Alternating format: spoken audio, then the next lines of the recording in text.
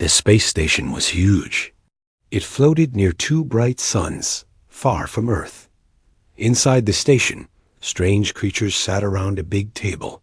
They had come from different planets across the galaxy. Some had 4 eyes. Others had long arms like snakes. A few looked like giant bugs with shiny shells. Elder Zephyros was the leader. He was tall and thin, with purple skin and 4 golden eyes. He looked worried as he spoke to the group. "We have a problem," he said. His voice was deep and serious. "There is a new species that just learned to talk across space. They live on a planet called Earth." The other aliens moved in their seats. Some made clicking sounds. Others whispered to each other. Counselor Myra was a creature with 8 long arms.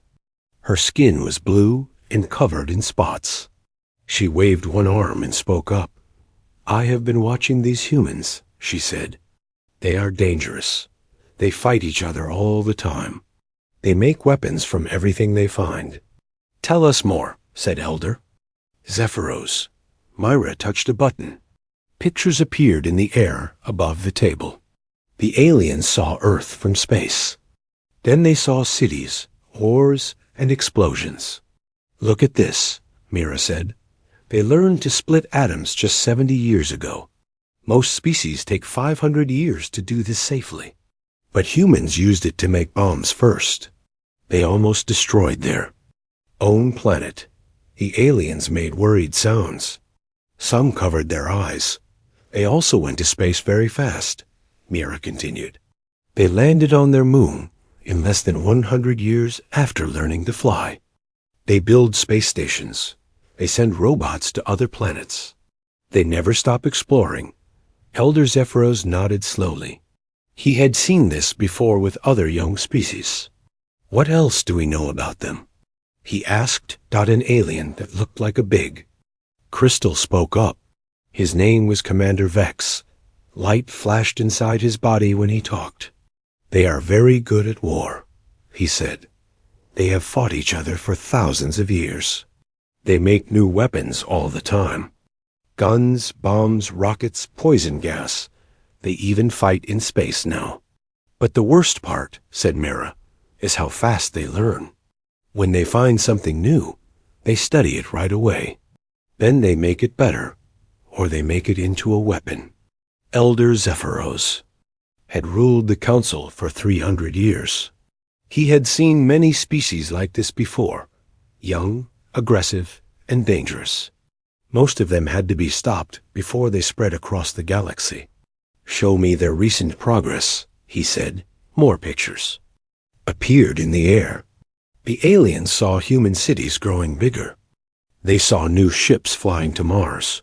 They saw huge machines being built in space.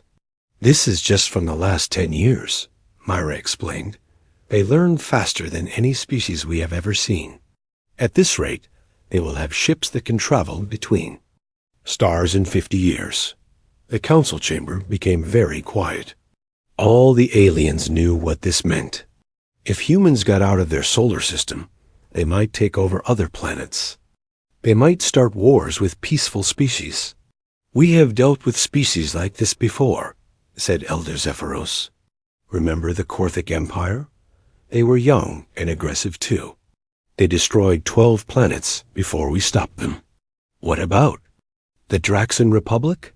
asked Commander Vex. "They were smart like these humans. They spread to 40 star systems in just 200 years. We had to fight a war that lasted 300 years to contain them." Elder Zephyros stood up. He was very tall, almost 3 meters high. His 4 eyes glowed brighter when he was thinking hard.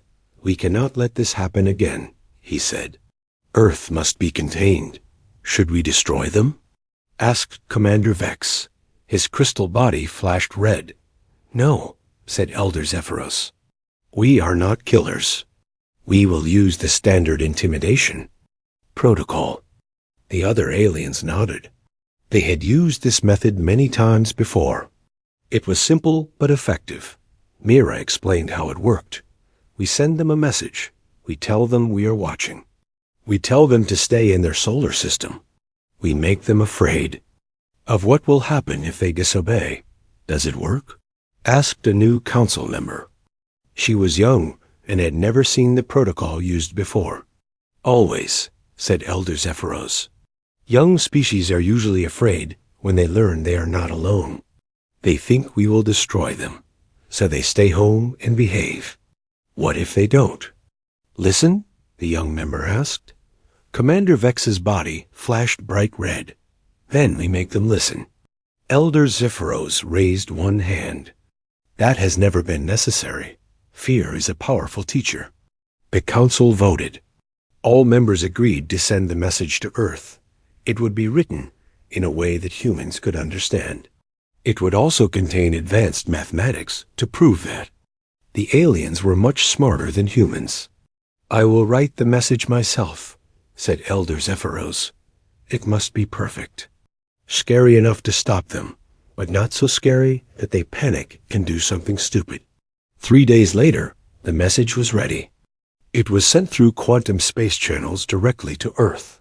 The aliens had built special machines that could send messages faster than light across the galaxy. The message traveled for 6 hours before reaching Earth's solar system.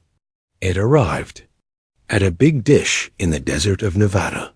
Human scientists had built it to listen for signals from space. Dr. Lisa Martinez was working the night shift when the signal came in. She was a language expert who studied how different species might communicate. She had been hoping for this moment her whole career. The computer started beeping loudly. Lisa ran to check the readings. Her heart started beating fast when she saw the data. This is not from Earth, she whispered to herself. She called her team right away. Within an hour, 20 scientists were at the facility. They all stared at the computer screens in amazement.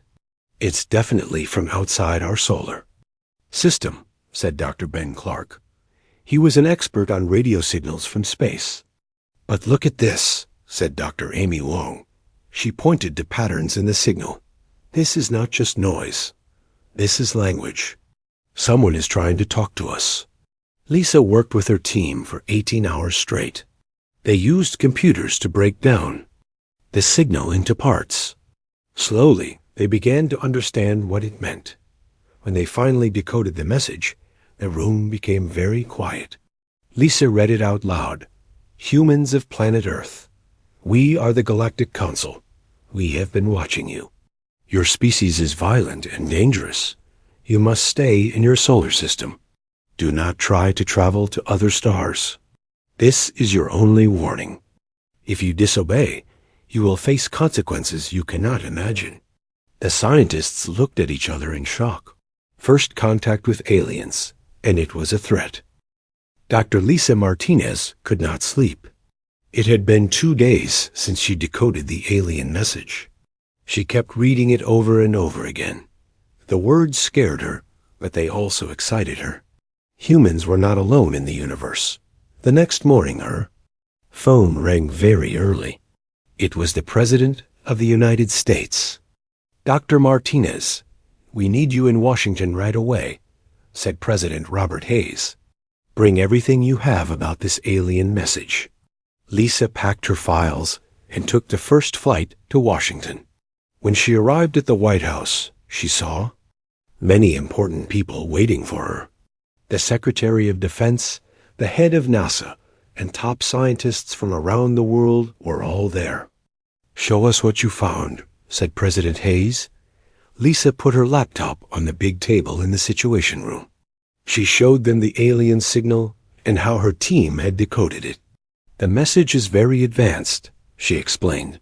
It contains mathematical formulas that are way ahead of our science. These aliens are much smarter than us. Secretary Patricia Williams leaned forward. She was in charge of America's military. How much smarter? She asked. Maybe hundreds of years ahead, Lisa said.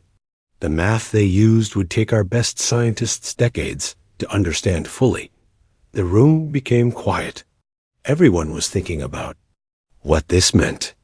If the aliens were so advanced, Earth had no way to fight them. What do you think we should do? Asked President Hayes. General Mike Johnson spoke first. We should prepare for war. Build more weapons. Get ready to defend Earth. With what?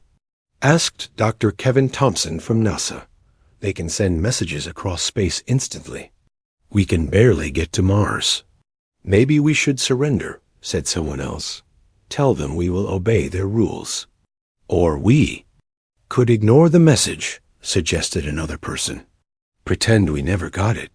While the important people argued in Washington, something interesting was happening in labs around the world. Scientists everywhere had copies of the alien message. They were all trying to understand the advanced mathematics hidden inside it. Dr. Alex Chun worked at a famous university. He was an expert in quantum physics. He had been studying the alien equations for 3 days without sleep. This is incredible, he told his assistant. Look at this formula. It shows how to bend space and time. Across the ocean in England, Dr. Rachel Green was having the same experience.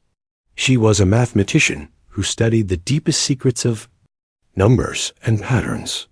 I have never seen anything like this, she said to her team. These equations solve problems we have been working on for 50 years. But the biggest breakthrough came from an unexpected place. In South Korea, a 12-year-old boy named Danny Kim was helping his mother at work, Dr. Susan. Kim was a physicist who had been given a copy of the alien message to study. Danny was very smart for his age. He loved math and science. While his mother was taking a break, he looked at her computer screen. Mom, he said, this pattern looks familiar. Dr. Kim looked at what her son was pointing at. What do you mean? Remember that puzzle you showed me last month? About energy and matter? This alien equation is like the answer to that puzzle, but much better. Dr. Kim studied the equation her son had found. Her eyes grew wide with amazement. Danny, you might have found something very important, she said. She called her colleagues right away. Soon, scientists around the world were looking at what the 12-year-old boy had discovered. The alien mathematics contained the secrets to amazing technologies. Dr. Ben Foster, who worked with huge machines that smashed atoms together, found formulas for unlimited clean energy. Dr. Maria Santos in Brazil discovered equations that could control gravity itself. Teams in Japan found ways to make materials stronger than anything on Earth. Within 2 weeks, human science had jumped forward. By decades, the alien message that was meant to scare Earth had become the greatest gift in human history. The breakthrough news reached President Hayes during another meeting about the alien threat. Sir, said Dr. Thompson from NASA, you need to see this. Report. The president read the papers that scientists had sent from around the world. His mouth fell open in surprise. Are you telling me, he said slowly, that this alien threat has made us smarter? Much smarter, said Dr. Martinez. Teams everywhere are building new technologies based on the alien mathematics. We are advancing faster than ever before. Secretary Williams looked confused. But the aliens sent this message to scare us. How did it make us stronger? Dr. Martinez smiled for the first time in weeks. Because humans do something that maybe other species don't do. When someone gives us a challenge, we learn from it. When someone tries to scare us, we get curious instead of afraid. President Hayes walked to the window. He looked out at Washington, D.C., and thought about what Dr. Martinez had said. So what should our response be? He asked. I have an idea, said Dr. Martinez, but you might think it's crazy. After everything that has happened, nothing seems crazy anymore, said the president. Tell me. Dr. Martinez opened her laptop again. What if we thank them? Everyone in the room stared at her. Thank them? Asked Secretary Williams. They threatened. U.S. Yes, but they also gave us the tools to become better, Dr. Martinez explained. The mathematics in their message has helped us solve problems we have been working on for generations. Maybe we should tell them how grateful we are." General Johnson shook his head. "That's not how you respond to threats. They expect us to be afraid." "Exactly," said Dr. Martinez. "They expect fear. What if we surprise them with gratitude instead?" President Hayes sat down and thought for a long time. The room was quiet while he made his decision. "Dr. Martinez," he said finally, "I want you to write a response to the aliens. But not just you. Get the best diplomats, scientists, and writers in the world to help you. We are going to send them a message they will never forget. Over the next month, teams of people worked together to create Earth's response. Diplomats made sure the language was polite and respectful. Scientists explained all the amazing discoveries humans had made using alien mathematics. Writers made sure the message sounded sincere and grateful. Dr. Henry Park, an expert in talking with other cultures, helped lead the project. He worked with Dr. Martinez to make sure every word was perfect. "We want to sound grateful, not weak," he explained to the team. "We want to show them that humans can turn any challenge into an opportunity." The message took 6 weeks to complete. When it was finished, Dr. Martinez read it to President Hayes one more time. "Are you sure about this?" she asked. The president nodded. "Send it." That night, Dr. Martinez and her team went back to the big dish in Nevada. They prepared to send humanity's response across the galaxy. As the signal went out into space, Dr. Martinez wondered what the aliens would think when they received it. Would they be angry? Confused? Or maybe, just maybe, they would be impressed. "Message sent," said Dr. Clark. Now all they could do was wait and see what happened next. The message from Earth traveled through space for 6 hours before reaching the Galactic Council Station. It arrived while Elder Zephyros was eating his morning meal. He had 4 different types of food from his home planet, each one a different color. An assistant rushed into his private dining room. The assistant was a small creature with big ears and green skin.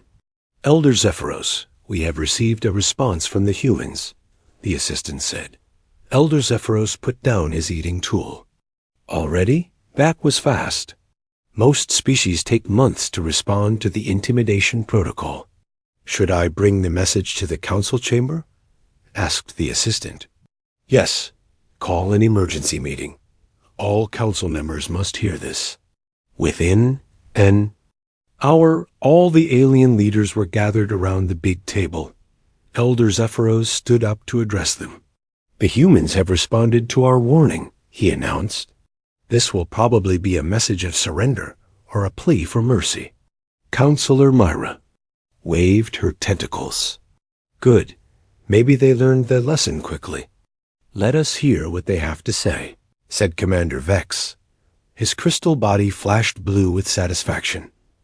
Elder Zephyros activated the message player. The human signal filled the chamber.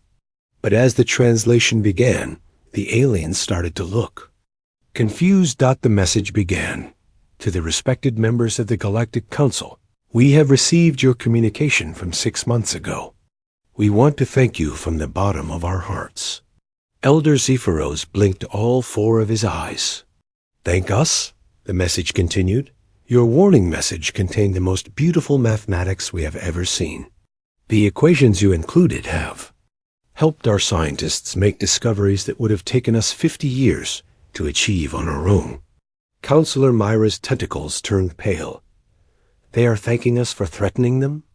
The human message went on to explain in detail what had happened on Earth. It described how human scientists had studied the alien mathematics. It told about the amazing technologies they had built. "Using your equations, we have created clean energy that will power our world forever," the message said. "We have learned to control gravity, which will help us build better spaceships. We have discovered new materials stronger than anything we knew before."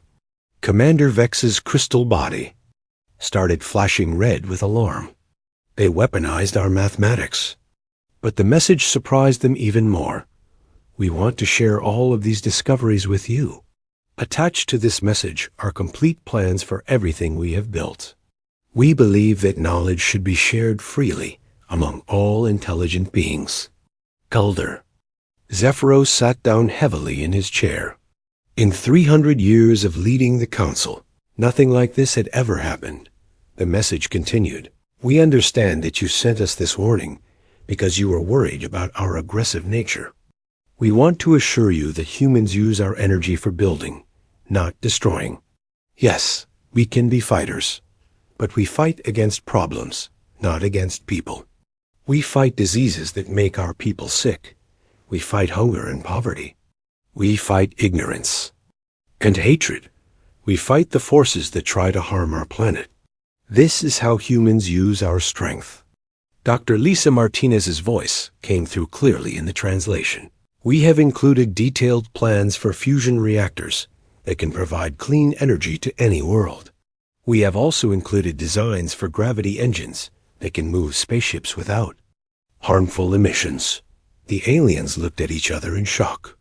Young species never shared their technology. They usually kept their discoveries secret to gain advantages over others. The message went on. We also want to invite you to visit Earth. We would be honored to meet you in person and learn from your wisdom. We have many questions about the galaxy and about other species who live among the stars. Catherine Brooks, Earth's best diplomat, had helped write the next part. We hope this message shows you that humans are ready to be good neighbors in the galaxy. We do not want to conquer or destroy. We want to explore, learn, and help others. We have built a new space station near Mars, specifically to welcome visitors from other worlds. It has docking ports for different types of ships and living areas that can be adjusted for different species. Elder Zephyros was reading along with the translation on his personal screen. His hands were shaking slightly. The message concluded. Thank you again for helping us advance our science. We look forward to the day when we can thank you in person. Until then, we remain your grateful neighbors from Earth. The council chamber was completely silent for several minutes after the message ended. Finally, Counselor Myra spoke up. In 3,000 years of Galactic Council history, she said slowly, no species has ever thanked us for the intimidation protocol. They shared their technology freely, said Commander Vex. Complete technical specifications, no hidden secrets, no encryption. They are showing us exactly what they built and how they built it. Dr. Quinn, the Council's head scientist, had been studying the technical data that humans had included with their message. She was a creature that looked like a walking tree with many branches for arms. These human designs are remarkable, she said. Their fusion reactors are more efficient than ours. Their gravity engines use principles we had not considered. But the most interesting thing, Dr. Quinn continued, is how they improved our mathematics. They found patterns and applications that we missed. Elder Zephyros felt very confused. This had never happened before. Young species were supposed to be afraid. They were supposed to stay in their home systems and behave. What do we do now? Asked a young council member. Commander Vex flashed bright red. We should investigate them more carefully. This could be a trick. What kind of trick? Involves giving away advanced technology for free? Asked Counselor Myra. Maybe they are more dangerous than we thought, said Commander Vex. Maybe they are so confident that they do not fear sharing their weapons. Elder Zephyros stood up again. He walked around the chamber while he thought. I am ordering a reconnaissance mission, he announced. We need to observe these humans more closely, but we will do it carefully and quietly. Who will lead the mission? Asked Dr. Quinn. Captain Zor will take his fastest scout ship to the Sol system. He will observe Earth and their Mars station without being detected. Captain Zor was a member of a species that looked like large cats, with blue fur. He was known for being very good at sneaking around without being seen. I will leave immediately, Captain Zor said. How long should I observe them? Take as much time as you need, Elder Zephyros replied. We need to understand what kind of species we are dealing with. After the meeting ended, Elder Zephyros stayed in the chamber alone. He read the human message again and again. Something about it bothered him, but he could not figure out what it was. Then he realized what was wrong. A message was not wrong at all. It was completely honest and sincere. After dealing with thousands of species over the centuries, Elder Zephyros had become very good at detecting lies and tricks. But the human message contained no deception. They really were grateful. They really wanted to share their discoveries. They really wanted to be friends. This scared Elder Zephyros more than any threat or weapon could have. Because if the humans were telling the truth, then maybe the Galactic Council had been wrong about how to deal with young species. Maybe fear was not the best teacher after all. Captain Zor prepared his scout ship for the journey to Earth. His ship was small and fast, designed to stay hidden while observing other species. It could make itself invisible to most types of sensors. The trip to the Sol system took 3 days. Captain Zor spent the time studying everything the Council knew about humans. He read reports about their wars, their technology, and their recent message of gratitude. Strange species, he said to himself as he piloted the ship. Very strange. Indeed. When he reached the edge of Earth's solar system, Captain Zor activated his ship's hiding systems. Now no human technology should be able to detect him. He began moving slowly toward the inner planets, but something unexpected happened as he passed Mars. His ship's alarm started beeping loudly. Warning, said his ship's computer. We are being scanned by an unknown sensor type. Captain Zor checked his instruments. According to his readings, his ship was still completely hidden. But somehow, the humans had detected him anyway. Then his communication system activated. A human voice came through the speakers. Hello, unknown spacecraft. This is Captain Jake Morrison of the Earth Defense Force. We have detected your ship near Mars. We want to welcome you to our solar system. Captain Zor almost fell out of his pilot's seat. How did they know he was there? The human voice continued. We are not trying to threaten you. We know you are probably here to observe us. That is perfectly fine. We just want to make sure you know that you are welcome here. Captain Zor did not respond. He was too shocked to speak.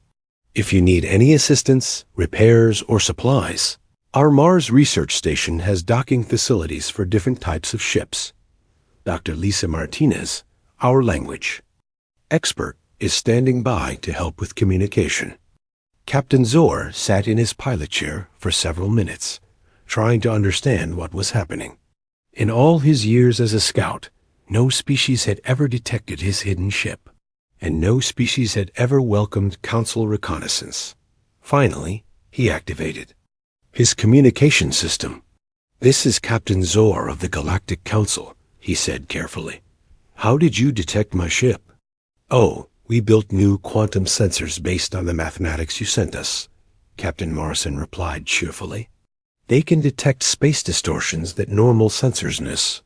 Pretty amazing stuff, really. Captain Zor realized that the humans had used Council technology to build sensors that could see through Council hiding systems. This was both impressive and worrying. Are you going to report my presence to your leaders? Captain Zor asked. We already did, said Captain Morrison. They told us to invite you for coffee. Coffee? It's a human drink. We think you might like it. Dr. Martinez is very excited to meet you. She has been hoping for this moment since we got your Council's message. Captain Zor had 2 choices. He could run away and report back to the Council that humans could detect their ships, or he could accept their invitation and learn more about them. His curiosity won. I will come to your station, he said. 20 minutes later, Captain Zor was docking his ship at the Mars research station. He had never seen anything like it. The station was huge, with sections designed for different types of atmospheric needs. There were areas for oxygen-breathing species, methane-breathing species, and even sections with no atmosphere at all. Dr. Lisa Martinez met him at the airlock. She was a small human with dark hair and friendly eyes. She smiled when she saw him. "Welcome to Mars Station," she said. "I am so happy to meet you." Captain Zor was not used to such friendly greetings. Most species were afraid when they met Council representatives for the first time. "You are not afraid of me?" he asked. "Should I be?" Dr. Martinez replied. "You came here peacefully. You could have attacked us or stayed hidden, but instead you accepted our invitation. That tells me you are someone worth talking to." She led him through the station to a comfortable meeting room. The walls were covered with pictures of Earth, Mars, and the space between them. Captain Zor noticed that many of the pictures showed humans working together with different types of beings. "Are those real?" he asked, pointing at the pictures. "Not yet," Dr. Martinez said, "but we hope they will be someday. We made them to show what we think the future could look like." She brought him a cup of coffee and something called chocolate cake. Captain Zor tried both and found them surprisingly pleasant. "Why are you not afraid of the Council?" he asked. Dr. Martinez sat down across from him. "Because fear does not help anyone learn," she said. "When your Council sent us that warning message, many humans were scared at first. But fear does not solve problems. Learning solves problems. Most species respond to our warnings with fear or anger," Captain Zor said. "Maybe that is because fear and anger are easy emotions," Dr. Martinez replied. "Curiosity and gratitude are harder, but they lead to better results." Over the next several days, Captain Zor stayed at the Mars Station as a guest. He watched how humans worked and lived. He was amazed by what he saw. The humans were indeed aggressive, but not in the way the Council expected. They attacked problems with incredible energy and determination. When something broke, they fixed it immediately. When they discovered something new, they shared it with everyone. Dr. Martinez introduced him to other humans working on the station. There was Dr. Amy Wong, who was building new types of spacecraft engines. Dr. Ben Clark studied signals from deep space. Dr. Henry Park worked on ways to communicate with different alien species. "We have been preparing for this day for years," Dr. Park explained to Captain Zor. "We always believed that there must be other intelligent life in the galaxy. We wanted to be ready to meet them as friends." Captain Zor learned that humans had built similar welcome stations around several other planets in their system. They had created translation programs for hundreds of possible alien languages. They had even prepared living spaces for species that might need different types of environments. "You really were preparing to welcome us," Captain Zor said with amazement. "Of course," said Dr. Martinez.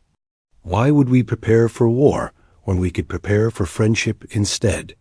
But the most surprising thing Captain Zor discovered was how humans dealt with disagreements.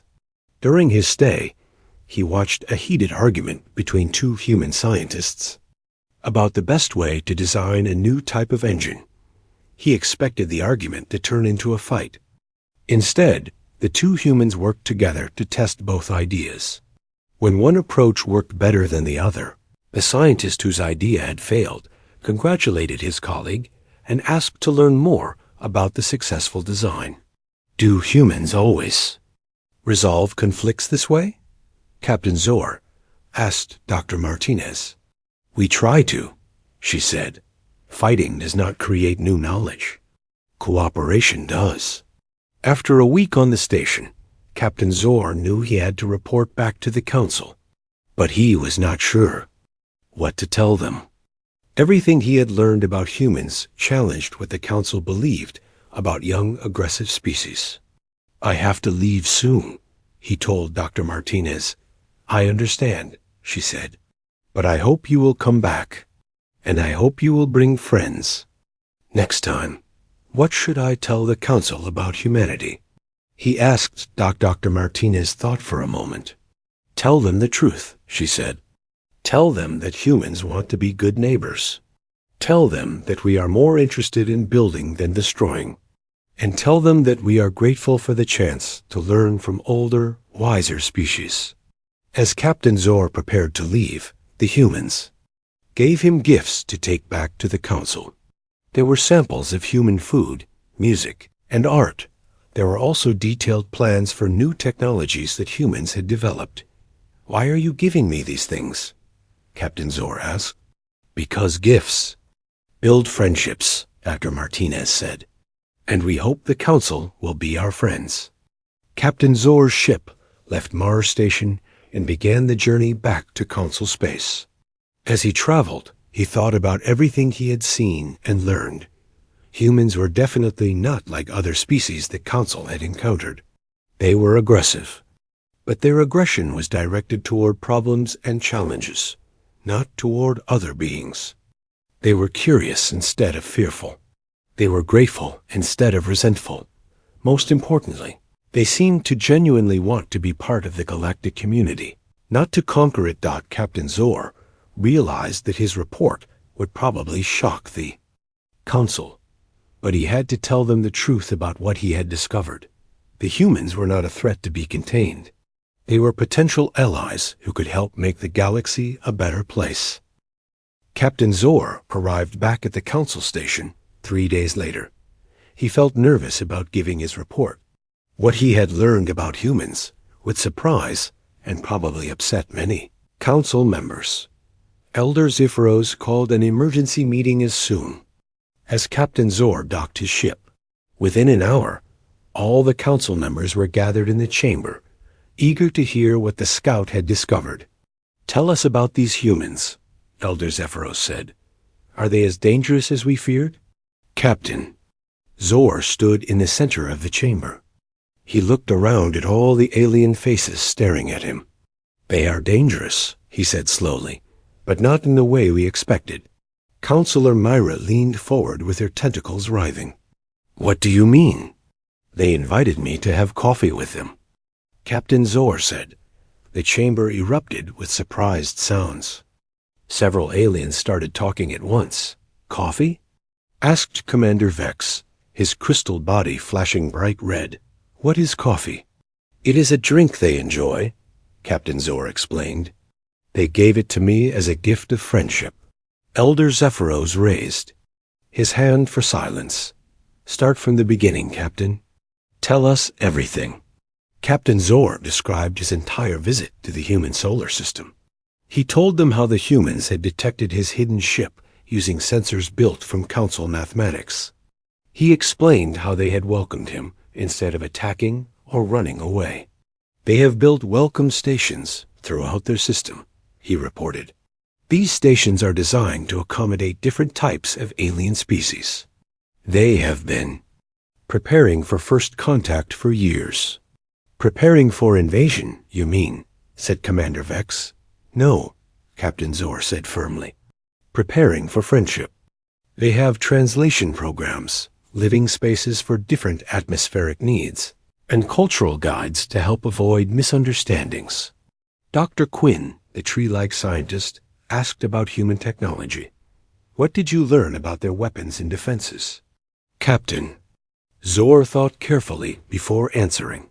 They have weapons, but they seem more interested in tools for building and exploring. Their Mars station is not a military base. It is a research facility where scientists from around their world work together. But surely they must have military forces, insisted Commander Vex. Yes, they do, Captain Zor admitted. But Captain Morrison, who first contacted me, was more interested in showing me their new spacecraft engines than their weapons. Dr. Martinez spent hours explaining how they want to use their technology to help other species. Counselor Mira's tentacles turned pale. They really want to help other species? That is what they told me, and their actions supported their words, Captain Zor said. They gave me gifts to bring back to the council. food, music, art, and complete technical specifications for several new technologies. He opened a container and showed the council the gifts humans had sent. There were strange foods with interesting smells, recordings of human music, and beautiful artwork showing scenes from Earth. Elder Zephyros examined a small device that contained human music. When he activated it, the chamber filled with beautiful sounds. The music was complex and emotional, unlike anything the council had heard before. "This is remarkable," said Dr. Quinn. "Their music shows deep emotional intelligence and cultural sophistication." Captain Zor continued his report. "But the most important thing I learned is how humans solve problems.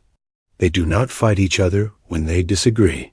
They work together to find the best solution." "That seems unlikely," said Commander Vex. "Our intelligence reports show that humans fight wars constantly." "They do fight," Captain Zor agreed. "But they fight against things that harm them. Disease, hunger, ignorance, environmental damage. They use their aggressive nature to attack problems, not people. I watched two human scientists have a serious disagreement about engine design," he continued. "Instead of arguing endlessly, they tested both ideas. When one approach worked better, the other scientist congratulated his colleague and asked to learn from him." Elder Zephyros listened to all of this with growing amazement. In 300 years of leading the council, he had never heard a report like this about a young species. "What do you recommend we do?" he asked Captain Zor. "I think we should consider accepting their request for formal contact," Captain Zor said. "They want to meet us officially and discuss joining the galactic community." The chamber exploded with shocked voices. Several council members started shouting at once. "Impossible," said Commander Vex. "Young species are never ready for council membership. They could be dangerous," added another member. "What if this is all a trick?" But Dr. Quinn had been studying the technical data that humans had shared. "Their fusion reactor designs are more efficient than ours," she said quietly. "Their gravity manipulation technology uses principles we had not discovered. If this is a trick, it is the most generous trick in galactic history." Elder Zephyros called for order. When the chamber became quiet, he spoke carefully. "Captain Zor, in your opinion, do these humans pose a threat to the galactic community?" Captain Zor thought about his week with Dr. Martinez and the other humans. He remembered their kindness, their curiosity, and their genuine desire to help others. "No, Elder," he said. "I believe they could be valuable allies. They have something most species lose as they become older and more advanced." "What is that?" asked Counselor Myra. "Hope," Captain Zor said. "They still believe that problems can be solved and that the future can be better than the past." While the council debated, something important was happening on Earth. President Hayes was preparing to address the United Nations. Representatives from every country on Earth had gathered to hear about humanity's contact with aliens. Dr. Lisa Martinez sat in the front row as the president walked to the podium. She had helped write his speech, and she knew how important this moment was for humanity's future. "Fellow citizens of Earth," President Hayes began, "6 months ago, we received our first message from another intelligent species. Today, I want to tell you about our response and what it means for our future." He explained how the alien warning had become humanity's greatest learning opportunity. He described the new technologies that had emerged from studying alien mathematics. He talked about the friendship that was beginning to develop between humans and at least one member of the galactic community. "Today, I am formally requesting that Earth be considered for membership in the Galactic Council," President Hayes announced. "Not as a conquered territory or a supervised species, but as an equal partner committed to peaceful exploration and mutual advancement." The speech was broadcast not only to every nation on Earth, but also to the Galactic Council. Dr. Martinez had made sure that Captain Zor received a copy to share with the other aliens. Back on the council station, Elder Zephyros was reading the transcript of President Hayes' speech. The words were simple but powerful. "We do not seek to dominate or control," the human leader had said. "We seek to contribute and collaborate. We believe that intelligence is precious wherever it is found, and that cooperation creates better results than competition." The final vote was close. Some council members still feared that humans were too young and aggressive to be trusted. Others worried about setting a precedent by accepting a species so quickly. But Elder Zephyros had been thinking about something Captain Zor had said. Humans still had hope. In his 300 years of leadership, Elder Zephyros had watched many species lose their sense of wonder and possibility as they became more advanced. The council had become careful and conservative. They preserved peace, but they rarely created anything new or exciting. Maybe it was time for some fresh energy and new ideas. "I call for a vote," Elder Zephyros announced. "All in favor of granting provisional membership to the species called humans?" The vote was very close, but humanity's application passed by just 3 votes. Counselor Myra was the first to congratulate Elder Zephyros on his decision. "I think you made the right choice," she said. "These humans might teach us as much as we teach them."